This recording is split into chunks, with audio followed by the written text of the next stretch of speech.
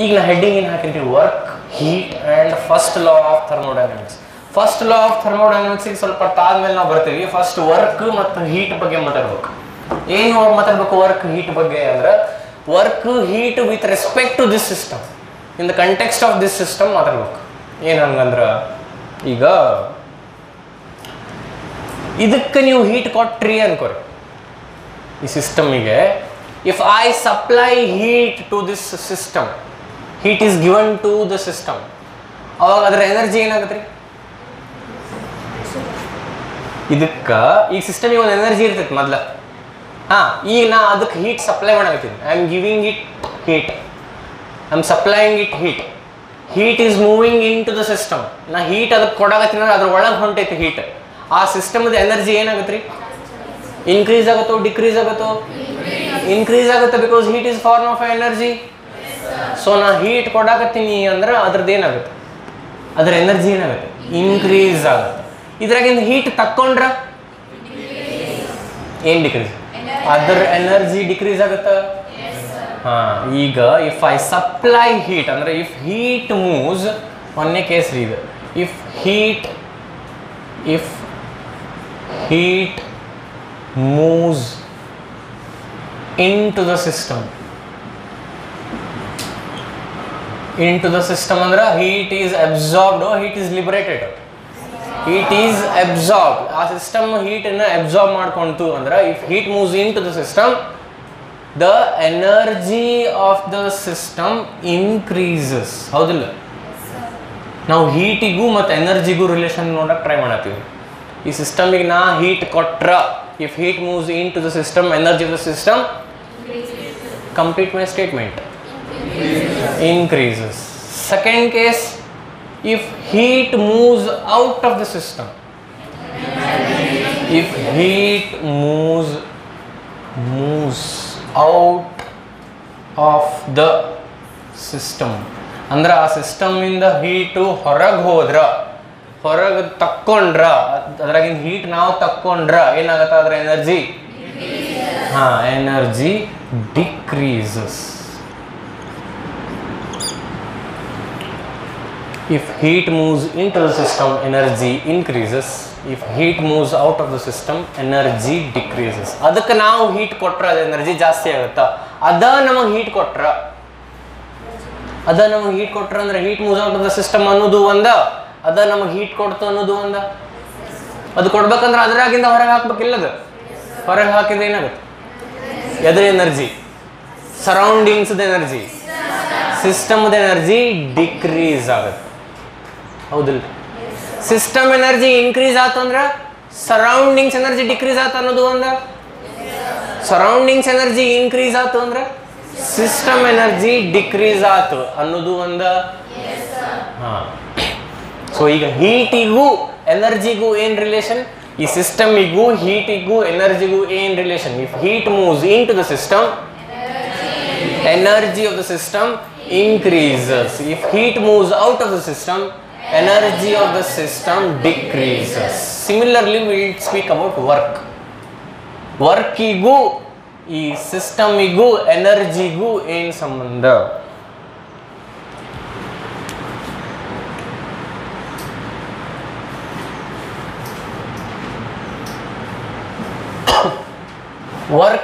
Work ಬಗ್ಗೆ ಮಾತಾಡೋದಾದ್ರೆ, ಒಂದೇದು ಇಫ್ ಇಲ್ಲೇನಂದ್ರೆ, if heat moves in to the system ಅಂದಿನಿ. ಇಲ್ಲೇನಂತೀನಿ ಈಗ, if work is done by the system, if work is done by the system. ಹಿಂಗಂದ್ರೆ ಏನು? Work is done by the system ಅಂದ್ರೆ ಏನು? ಈಗ ನೀವೆಲ್ಲ ಕುಂತಿರಲ್ರಿ, ಈಗ ಸಡನ್ಲಿ ಏನೋ ಆಗಬಾರ್ದಾಗಿ ರೂಫು ನಿಮ್ಮ ಮೇಲೆ ಬಿದ್ದುಬಿಡ್ತಂತ.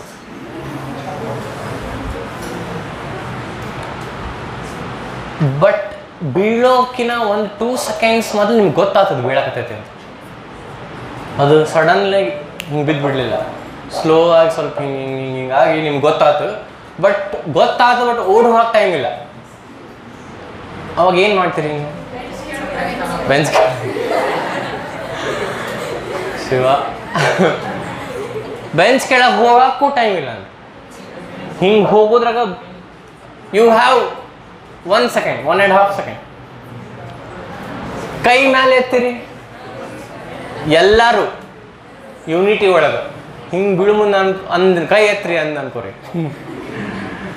ನಾನು ಎತ್ತೀನಿ ನೀವು ಎತ್ತಿರಿ ಅಂದ್ರೆ ಪಟ್ಟಂತ ಹಿಂಗೆ ಎಲ್ಲರೂ ಎತ್ತಿದ್ರ ಎಲ್ಲರೂ ಪಾಮ್ ಮೇಲೆ ಬಂದು ಬಿತ್ತು ಅನ್ಕೋರಿ ಗ್ರೂಪ್. ಇಮ್ಯಾಜಿನ್ ಮಾಡ್ರಿ.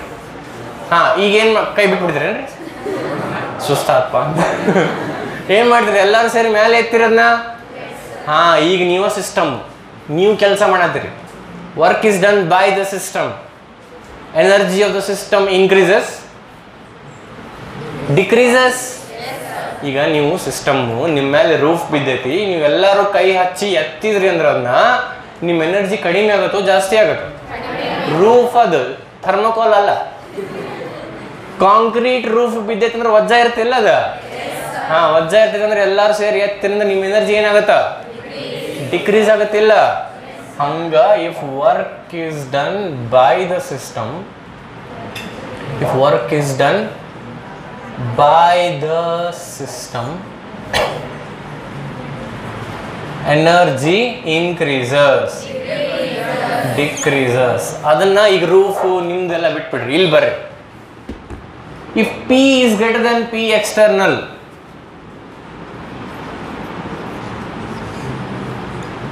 if P is greater than P external ಇದು ಆಗುತ್ತಾ ಅಂತೀನಿ. ಏನು ಅನ್ನತೀನಿ ಅಂತ ಅರ್ಥ ಆಗುತ್ತೇನ್ರಿ ಇಲ್ಲಿ? If P is greater than P external, ಈ ಪ್ರೆಷರ್ ಪಿಸ್ಟನ್ ಅನ್ನು ಕೆಳಗೆ ದುಗ್ಸಾಕತ್ತೈತಿ. P external ಹೌದಿಲ್ಲ? ಈ P ಒಳಗಿನ ಪ್ರೆಷರು ಹಿಂಗೆ ದುಗ್ಸಾಕತ್ತೈತಿ. ಈಗ work is done by the system ಅಂದ್ರೆ ಇದು ಏನೋ ವರ್ಕ್ ಮಾಡಿ ಇದನ್ನ ಮೇಲೆ ಕಳಿಸ್ಬೇಕು. ಅದಕ್ಕೆ ಎಕ್ಸಾಂಪಲ್ ತೊಗೊಂಡಿದ್ದು. ಈ ಎಲ್ಲ ಗ್ಯಾಸ್ ಮಾಲಿಕ್ಯೂಲ್ಸ್ ನೀವು, ಇದು ರೂಫ್, ಇದು ನಿಮ್ಮ ಮೇಲೆ ಬಿತ್ತು ಅಂದರೆ ನೀವು ಎತ್ತರಿಲ್ಲ ಅಂತ. ಹಾಂ ಹಂಗೆ ಇದು ಹೇಳ್ಬೇಕು. ಇಲ್ಲೇ ಈ ಪಿಸ್ಟನ್ ಹೇಳ್ಬೇಕು ಅಂದ್ರೆ P should be greater than P external. If P external is greater than P, ಕೈ ಮುರಿತಾವು, ತಲೆ ಹೊಡಿತಾವು ಹೌದಿಲ್ಲ? ಆ ಫೋರ್ಸ್ ಜಾಸ್ತಿ ಇತ್ತು ನಿಮ್ಗೆ ಎತ್ತಕ್ಕೆ ಆಗೋದು ಅಂದ್ರೆ ಮೊದಲು ಕೈ ಮುರಿತಾವು, ಫ್ರ್ಯಾಕ್ಚರ್ ಆಗ್ತಾವೆ. ಅವಾಗ ಕೈ ಬಿಡ್ತೀರಿ, ತಲೆ ಹೊಡಿತಾವೆ, ರಕ್ತ ಬರ್ತಾವೆ. ನನ್ನ ರಕ್ತನು ಕೆಂಪಿಗೆ ಇದೆಯಲ್ಲೋ ಅಂತೀರಿ ಅವಾಗ. Bad joke. Good joke, but not with the right audience.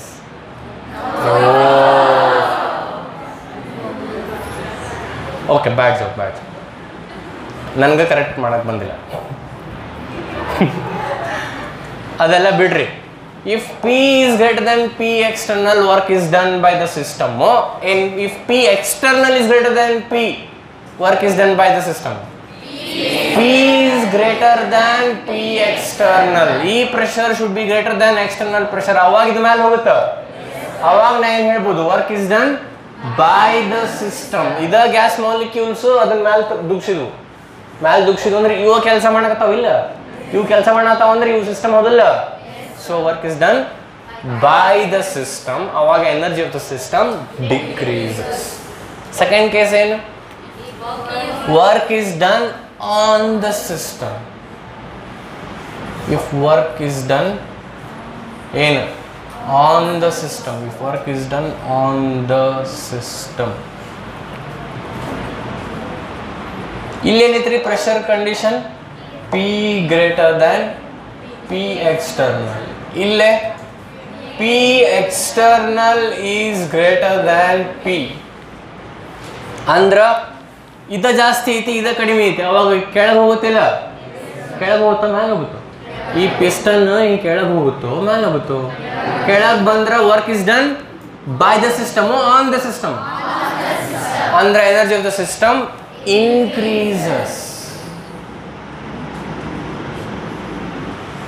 ಈಗ ಆ ರಿಯಲ್ ಲೈಫ್ ಎಕ್ಸಾಂಪಲ್ಗೆ ಕನೆಕ್ಟ್ ಮಾಡ್ಕೊಂಡ್ರೆ ಕನೆಕ್ಟ್ ಆಗಂಗಿಲ್ಲ. ಇದು ಸರ್ ನಾವು ಎತ್ತಿದ್ವಿ, ಎನರ್ಜಿ ಡಿಕ್ರೀಸ್ ಆಯ್ತು. ಎತ್ತಲಾರ್ದ ಅದ ನಮ್ಮ ಮೇಲೆ ತಲೆ ಮೇಲೆ ಬಿದ್ರು ಡೈರೆಕ್ಟಾಗಿ ಎನರ್ಜಿ ಇನ್ಕ್ರೀಸ್ ಆಗುತ್ತನ್ರಿ? ಇಲ್ಲ, ಆಗಂಗಿಲ್ಲ. ಇದು ನಾನ್ ಲಿವಿಂಗ್ ಥಿಂಗ್, ನಾವು ಲಿವಿಂಗ್ ಥಿಂಗ್ಸ್. ಸೊ ಅದನ್ನ ಕಂಪೇರ್ ಮಾಡೋಕೆ ಬರೋಂಗಿಲ್ಲ. ಆಗಲೇ ನಾ ಹಂಗೆ ಅದು ಅರ್ಥ ಆಗಲಿ ಅಂತ ಅದನ್ನ ಎಕ್ಸಾಂಪಲ್ ಕೊಟ್ಟಿದ್ದೆ. ಆ ಎಕ್ಸಾಂಪಲ್ನ ಇಲ್ಲಿ ಕನೆಕ್ಟ್ ಮಾಡ್ಕೊಬಾರ್ದು. So if what is greater than what? P external is greater than P, work is done on the system and energy of the system increases. ಅರ್ಥ ಆತಾ? ಈಗ ನಾನು ಏನೇನೋ ಹೇಳ್ತೀನಿ, ಏನೇನೋ ಅಂದ್ರೆ ಇಲ್ಲಿ ಇದ್ದಿದ್ದ ಹೇಳ್ತೀನಿ, ಅವಾಗ ಎನರ್ಜಿ ಇನ್ಕ್ರೀಸ್ ಆಗುತ್ತೋ ಡಿಕ್ರೀಸ್ ಆಗುತ್ತೋ ನೀವು ಹೇಳ್ಬೇಕು. ಹೇಳ್ತೀರಿ? ವರ್ಕ್ ಈಸ್ ಡನ್, ನೋಡ್ಬಾರ್ದಿದೆ, work is done by the system, energy heat is given ಅಲ್ಲ, heat moves out of the system, heat moves into the system, work is done on the system, correct, increases, correct ಹೇಳಿ. ಈಗ ಇದಕ್ಕೆ sign convention ಅದಾವ್ರಿ. Sign convention ಅಂದ್ರೆ ಎಲ್ಲದಕ್ಕೂ ಒಂದೊಂದು sign ಹೇಳ್ಕೊಂತ ಹೋಗ್ತೀವಿ. ಇದು ಪಾಸಿಟಿವ್, ಇದು ನೆಗೆಟಿವ್ ಅಂತ ಹೇಳ್ಕೊಂತ ಹೋಗ್ತೀವಿ. ಅಗದಿ ಸರಳ ರೀ. ಎನರ್ಜಿ ಇನ್ಕ್ರೀಸ್ ಆದ್ರೆ ಪಾಸಿಟಿವ್ ಸೈನ್, ಎನರ್ಜಿ ಡಿಕ್ರೀಸ್ ಆದ್ರೆ negative sign. If heat moves in to the system energy increases, so ಇದ್ರ sign convention positive. If heat moves out of the system energy decreases, sign convention negative. If work is done by the system, energy increases, decreases, sign convention negative. If work is done on the system, energy increases, sign convention positive. ಇಷ್ಟ ಅರ್ಥ ಆಯ್ತು ಎಲ್ಲರಿಗೂ? Quickly make a note of this.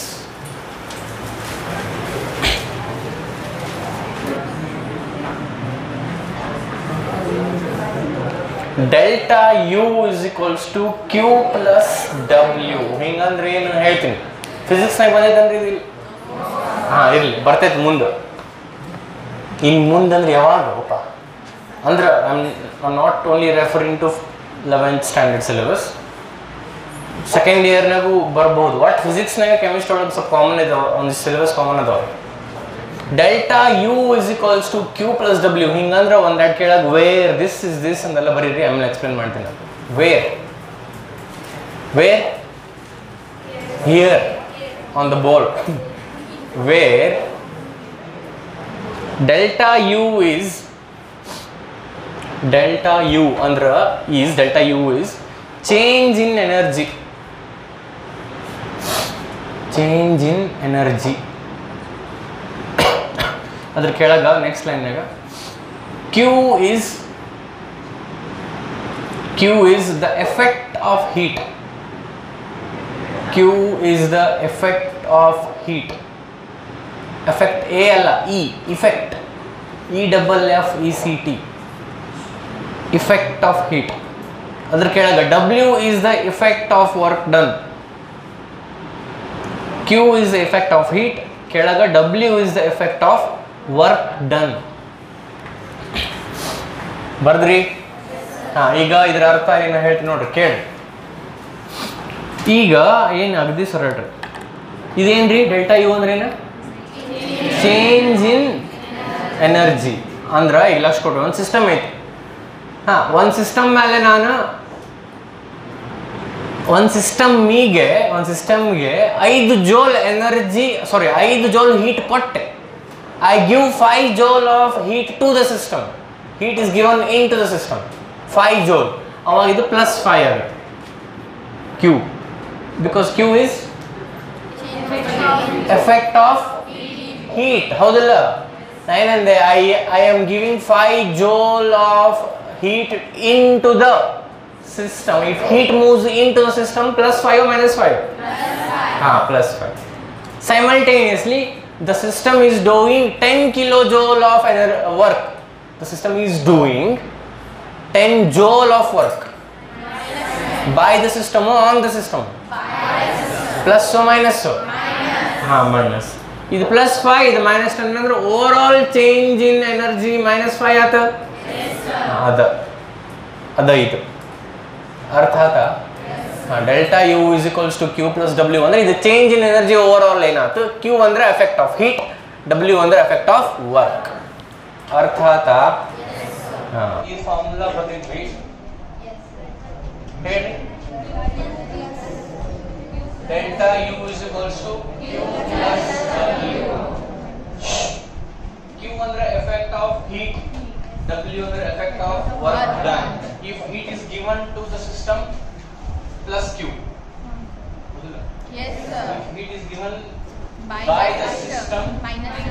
ಅಥವಾ heat moves out of the system minus Q. Heat moves into the system plus Q.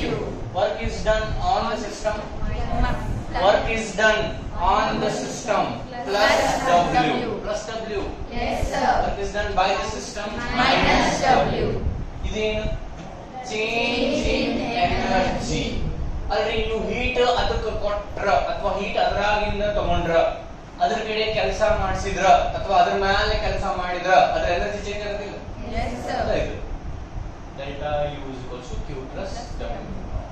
Change in energy is equals to effect of heat plus effect of work done. So energy ಏನ್ energy? Energy ನಾವು E ಅಂತೀವಲ್ಲ, E ಯಾಕೆ U ಬರ್ದಿಲ್ಲ? So ಇದು ಒಂದು ಬೇರೆ type of energy which is called internal energy. Internal energy ಅಂದ್ರೆ as the name itself suggests, internal energy. ಒಂದು system ಗೆ ಒಂದು ಇಂಟರ್ನಲ್ ಎನರ್ಜಿ ಇರ್ತದೆ.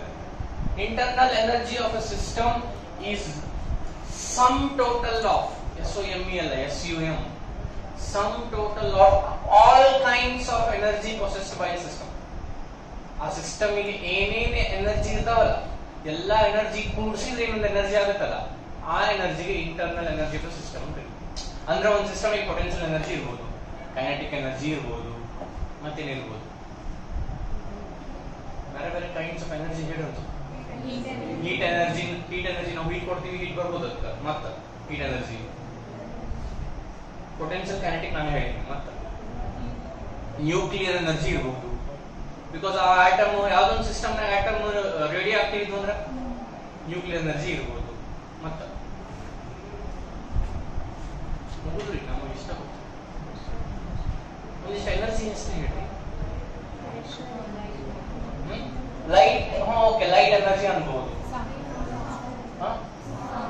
ಸೌಂಡ್, ಒಟ್ ಬೇರೆ ಬೇರೆ ಟೈಪ್ ಏನೇನು ಎನರ್ಜಿ ಇರ್ತಾವಲ್ಲ, ರೊಟೇಷನಲ್ ಎನರ್ಜಿ ಇರ್ತದೆ, ಏನೋ ಒಂದಿಷ್ಟು ಏನೇನ್ ಬೇರೆ ಬೇರೆ ಟೈಪ್ ಎನರ್ಜಿ ಪಾಸಿಬಲ್ ಅಲ್ಲ, ಆ ಎಲ್ಲಾ ಪಾಸಿಬಲ್ ಟೈಪ್ ಆಫ್ ಎನರ್ಜಿ ಆ ಸಿಸ್ಟಮ್ ಇರ್ತಂದ್ರೆ ಯಾವ ಟೈಪ್ ಅದ್ರಲ್ಲಿ ಇರ್ತಾವ ಎಲ್ಲ ಸೇರಿಸಿದ್ರೆ ಒಂದು ಎನರ್ಜಿ ಆಗುತ್ತಿಲ್ಲ. ಆ ಎನರ್ಜಿಗೆ internal energy of the system ಅಂತ ಕರೀತೀವಿ. ಅದನ್ನ ನಾವು ಯುಲೇ ರೆಪ್ರೆಸೆಂಟ್ ಮಾಡ್ತೀವಿ. Internal energy is denoted by capital you.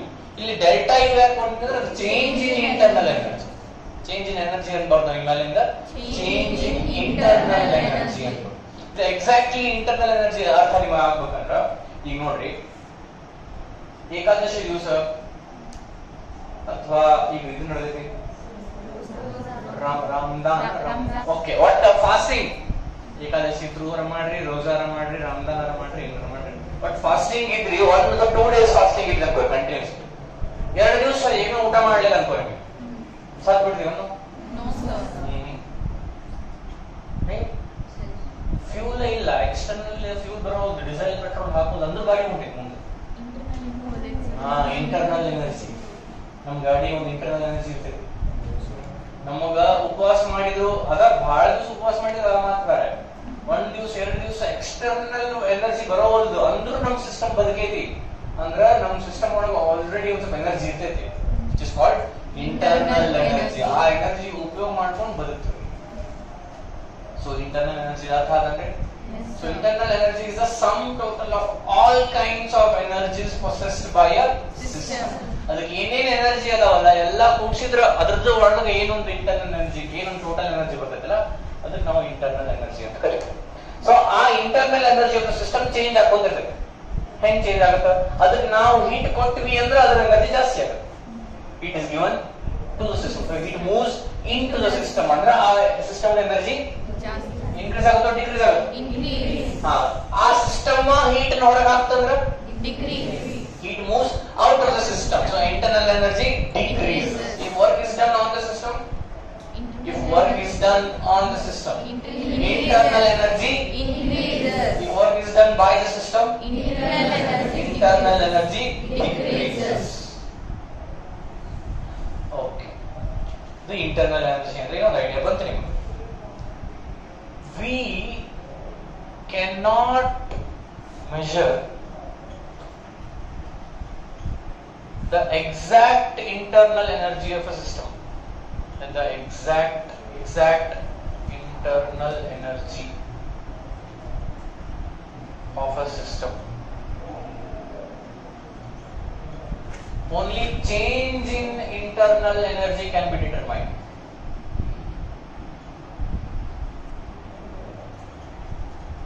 Only change in internal energy can be determined.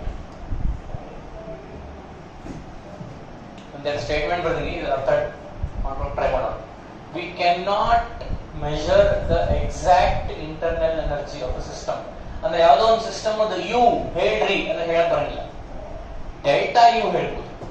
Change in internal energy of system can be determined. Exact internal energy of system cannot be determined. ಯಾವುದೋ ಒಂದು system ಅದು you ಹೇಳ್ರಿ ಅಂತ ಹೇಳಕ್ ಬರಂಗಿಲ್ಲ. Delta U ಹೇಳ್ಬೋದು. ಇಷ್ಟಿತ್ತು ಇಷ್ಟ ಆತಂತ ಹೇಳ್ಬೋದು. ಮೊದಲು 5 ಕಿಲೋ ಜೋಲ್ ಇತ್ತು, ಈಗ 10 ಆಯ್ತು. ಎಷ್ಟು ಚೇಂಜ್ ಆಯ್ತು? 5 10 ಅಂದ್ರೆ ಎಷ್ಟು ಚೇಂಜ್ ಆಯ್ತು? 5 ಚೇಂಜ್ ಆಯ್ತು. ಡೆಲ್ಟಾ ಯು ಹೇಳ್ಬೋದು. ಚೇಂಜ್ ಇನ್ ಇಂಟರ್ನಲ್ ಎನರ್ಜಿ ಹೇಳ್ಬಹುದು. Delta U can be measured, but U cannot be measured. Why ಅಂತ ಅರ್ಥ ಮಾಡ್ಕೊಳಕ್ ಹೋದ್ರೆ ಅಗದಿ ಸಿಂಪಲ್ ಅಂಡರ್ಸ್ಟ್ಯಾಂಡಿಂಗ್ ನಿಮಗೆ ಮಾಡಿಸೋದಾದ್ರೆ, again coming back to the same example, fasting with example. ಒಬ್ಬ ಮನುಷ್ಯನ ಕಡೆ ಎಷ್ಟು ಎಕ್ಸಾಕ್ಟ್ ಇಂಟರ್ನಲ್ ಎನರ್ಜಿ ಐತಿ, ಎಷ್ಟು ಎಕ್ಸಾಕ್ಟ್ಲಿ ಇಂಟರ್ನಲ್ ಎನರ್ಜಿ ಐತಿ ಅಂತ ನಾವು ಮೆಜರ್ ಮಾಡಕ್ ಹೋಗ್ಬೇಕು. ಸೊ ಅವ್ನು ಹೇಳಿದ್ವಿ, ಇವತ್ತು ನೀವು ಊಟ ಮಾಡಬೇಡ, ನೀರು ಕುಡಿಬೇಡ, ಊಟ ಮಾಡಬೇಡ, ಏನಿಲ್ಲ. ಓಕೆ, ಏನ್ ಮಾಡಂಗಿಲ್ಲ. ಸೆಕೆಂಡ್ ಡೇನು same, no water, no food, nothing, no intake of food, no intake of energy. ಎರಡನೇ ದಿವಸ, ಮೂರನೇ ದಿವಸ ಸೇಮ್, ಫೋರ್ತ್ ಡೇನು ಸೇಮ್, ಫಿಫ್ತ್ ಡೇನು same, still alive. Sixth day same, seventh day, 8th, 9th, 10th, 11th, nth day we will die. ಹೌದು. nth depends on his immunity, depends on his power, depends on his XYZ. ಹೌದು, ಬಹಳಷ್ಟು factors ಅದಾವ. ಅವ್ರು 7ನೇ ದಿವಸ ಸಾಯ್ಬೋದು, 17ನೇ ದಿವಸ ಸಾಯ್ಬೋದು, but ಸಾಯ್ತಾನ. Continuous ಏನು ಮಾಡ್ಲಾರ್ದ ಹಂಗ ಕೂಡ್ಸಲ್ ಸಾಯ್ತಾನಿಲ್ಲ. ಒಂದರ ಒಂದು ಸಾಯಬೇಕು. ಅದು ಲಘು ಬರುತ್ತೋ ಸ್ವಲ್ಪ ಡಿಲೇ ಆಗುತ್ತೋ ಅವ್ನ ಹೆಲ್ತ್ ಹೆಂಗಿಟ್ಟು ಅದ್ರ ಮಾಡಿಕ. ಈಗ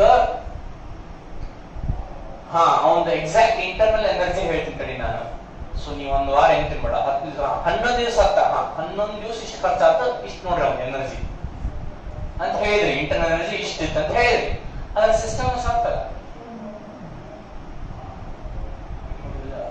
ಆ ಸಿಸ್ಟಮ್ ಹೋದ್ಮೇಲೆ ಅದ್ರ ಇಂಟರ್ನಲ್ ಎನರ್ಜಿ ತಗೊಂಡು ಏನ್ ಮಾಡ್ತೀರಿ?